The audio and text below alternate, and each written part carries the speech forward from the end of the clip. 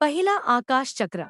वो सभी शिष्यों लोग उस जादुई चटाई में खड़े हो गए और अपने गुरुओं से आज्ञा ली और जादुई चटाई से प्यार से कहा, हम सबको पहले चक्र की ओर ले चलो। इतना कहते ही चटाई हवा में तेजी से उड़ने लगी और बादलों में सफर करने लगी और काले बादलों और तूफानी हवाओं एवं बिजलियों से अपने और सबको बचते बचाते आकाश लोक में ले गई। फिर वे सभी बादलों में कुछ दूर चलते ही उन्हें बादलों में एक उड़ने वाला घोड़ा दिखा। वो सभी उस घोड़े के पास पहुंचने ही वाले थे कि घोड़े ने उन सबको अपनी ओर आता देखकर आसमान में उड़ने लगा और उन सब पर अपने मुंह से आग निकालकर हमला कर दिया। ये सब देखकर सभी लोग इधर उधर उस आग से बचने के लिए भागने लगे। तभी उड़ने वाला घोड़ा दोबारा उन सब पर आक्रमण अपने आग से करने ही वाला था कि एक शिष्य ने अपने गुरु की दी हुई विद्या, जो कि जानवरों से बात करने वाली विद्या से उड़ने वाले घोड़े को अपने हाथ के इशारे से कहा, रुक जाओ, हम तुम्हारे ऊपर को ही आक्रमण करने ना ही आपको कोई नुकसान पहुंचने नहीं आए हैं। ये बात सुनकर उड़ने वाला घोड़ा